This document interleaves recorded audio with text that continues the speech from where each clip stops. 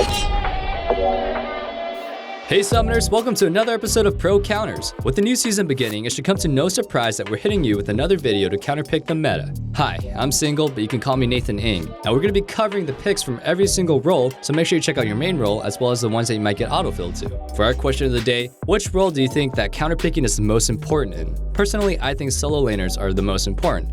It feels like you can't do anything in bad 1v1 matchups. Speaking of which, are you getting ganked in your own lane, constantly demolished? Well, don't worry, we've got you covered. ProGuides is a #1 proven way to quickly help you level up your League of Legends skills. Whether you're looking for tier lists, champion guides, coaching, or courses from your favorite pro players, ProGuides is where you'll find them. Even players like Nightblue, Bunny Fufu, and Loco Doco support ProGuides. So what are you waiting for? Click the link and start improving right now. So, let's get started.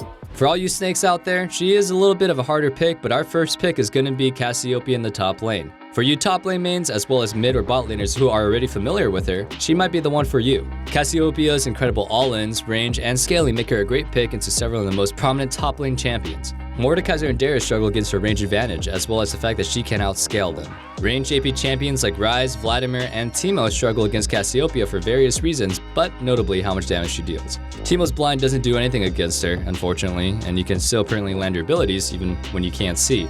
However, for those of you who still want some easy autofill picks, Cassiopeia may not be the one for you. She's not the hardest champion, but she takes a lot of time and a solid mechanical foundation to play her at even a passable level. You'll need to dedicate some time with her, so it's not worth it if your only goal is to climb or if you have commitment issues. If you want to learn a new champion, however, definitely go for it because Cassiopeia has been a great pick for a long time.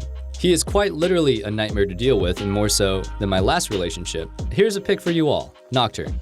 If you don't know, he's been slowly breaking into the meta, and he's finally marking his territory. Nocturne does very well into Darius, Aatrox, Irelia, and Gangplank because of his insane all-ins. With lethal tempo and a bonus damage from his Q, there's nearly no champion who can hold their own against him in extended trades. Nocturne's spell shield also makes him a great counter to these specific champions as they all have vital abilities that Nocturne can easily react to. Darius' ultimate, Aatrox's third Q, Irelia's stun, and Gangplank's barrels are all essential in their respective abilities to win duels. The fact that Nocturne can eat these for free with the spell shield and then gain attack speed invalidates all of these picks during the lane phase, so just don't mess up. Aside from Darius' ultimate, all of these are pretty easy to react to. If you have slower reaction time, or you're trying to react to something faster like an Irelia Q, Gangplank Q, Darius ult, or even an Aatrox W, you'll want to do your best to predict the timing. In higher ELO, take it a step further and think about how your opponent is thinking about the fact that you're thinking about what they're thinking about. Alright, honestly, it kind of hurts right now. Alright, just know that your opponent is going to be smarter as you climb up higher, and you gotta mix it up a little bit. Check out these top lane builds one more time as we move on to the jungle next. Ivern is a pretty unique playstyle in the jungle that you might want to branch out into, and if you're not good with him, you might want to leave him alone. He's a pretty prominent counter pick, and Ivern is a good answer to champions that want to jump into the mix with the goal of trying to blow you up or one of your teammates. Since Ivern provides shields and protects his allies, he's a great mid to late game counter to aggressive divers like Echo, Kha'Zix, and Vi.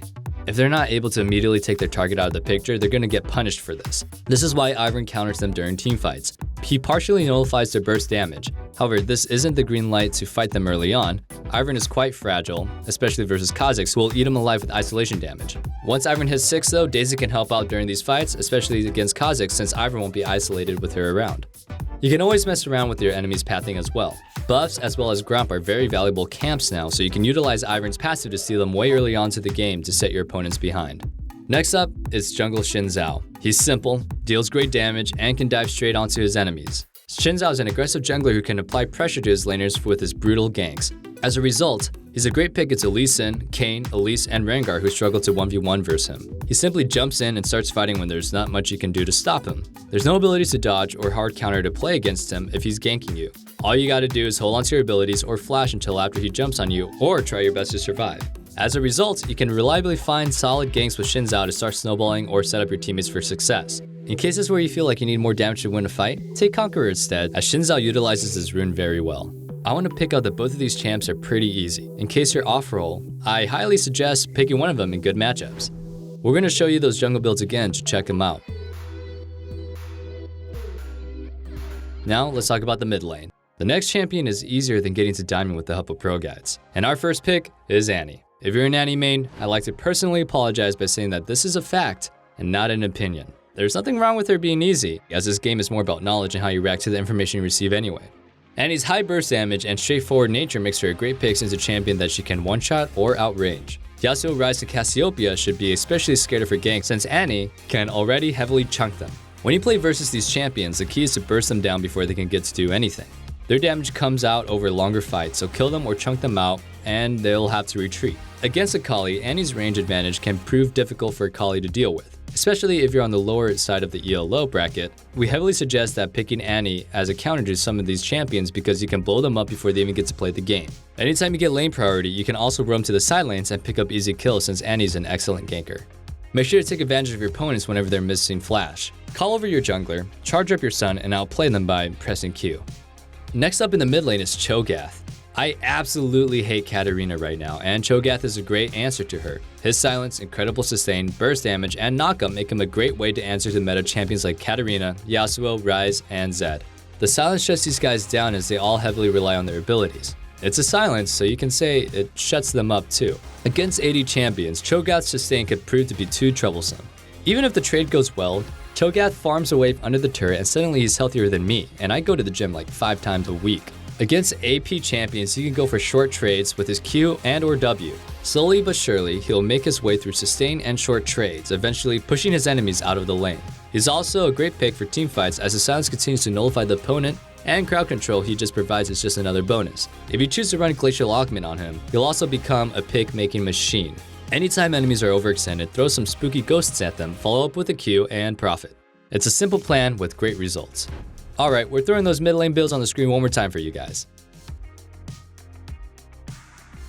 First up in the bot lane is Jhin.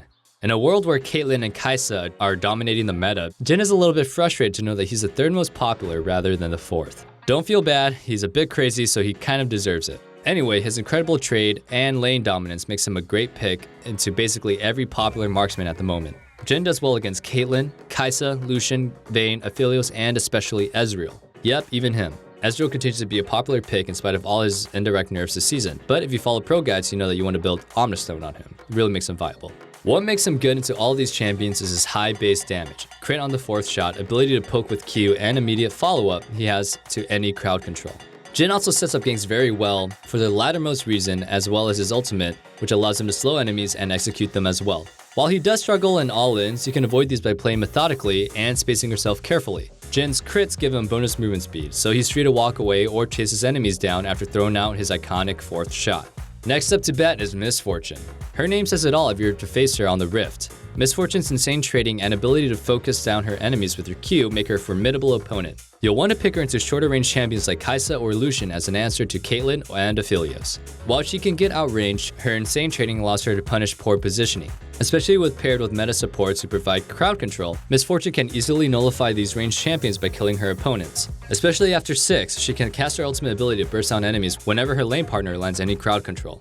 When playing against low range opponents, Miss Fortune can lead with her E to slow them down, auto attack, Q, and then auto attack to activate press the attack and take a hefty chunk of their health. If necessary, pick up Mortal Reminder or Executioner's Calling later in the game because Miss Fortune can apply Grievous Wound onto multiple enemies. Here are those builds again, take a look at them one more time because we're wrapping it up with support. Alright, Janna is good into pretty much every support in the moment. Her disengage, poke, and late game utility makes her one of the best answers to the aggressive picks such as Thresh, Leona, Nautilus, Morgana, Pyke, and Rakan. Janna could continue to poke these champions down, forcing them to play aggressively. However, she's nimble enough to either dodge her abilities or instead use her Q to disengage. It's not as easy as it sounds though. If you do get hit by a stray skill shot, you'll likely die or end up having to burn summoner spells. This is why it's important to minimize your risk by playing around your minion wave. Play parallel with your lane partner. You want to play forward together, and any stuff and any attempts that your opponents make at jumping on you guys, you could counteract with her abilities. Janna's late game is everything you'd want from a support as well. She brings all the disengage you could dream of. If things go south, you could get to reset the fight with Janna's ultimate. When enemies are diving your carries, you get to press E and Q to keep them alive and allow them to continue playing the game. As an answer to aggressive supports, utility-based ones like Janna, Soraka, and Senna are all starting to gain their footing in the meta. Blitzcrank is likely the hardest counter to a lot of them. His shield break and silence also makes him one of the few champions who can counter Janna. Landing that hook can be tricky, but once you do, it's almost guaranteed to lead to a kill against her, since you can break her shield or immediately break her ultimate with a well-timed ultimate. If all else fails, you can hook her lane partner away and break the shield she provides them. Blitzcrank is one of the most impactful supports in the game with his incredibly long-range hook and the fact that it completely reels enemies into him. A single hook can decide the game, and that's what makes Blitzcrank so powerful as a pick overall. Alright, that's a wrap, so check out the support builds one last time, guys. Thanks again for watching. We really appreciate all of you guys. Make sure to check out ProGuides.com as well as our YouTube channel to find more content to help you improve and climb the ranks. I'm super excited for what this season holds for us, and I hope that these counter picks help you guys win more games out there. Again, my name is Nathan Ng, or my IGN on League is Nate the Great, or N8DGR8, and I've had the pleasure of playing with some of you guys already, and I really appreciate all the support that you guys have given me personally. My Instagram is Nathan_ING, and I would love to see you guys there and just love to interact with you guys more. Until next time, good luck on the Rift and good luck climbing.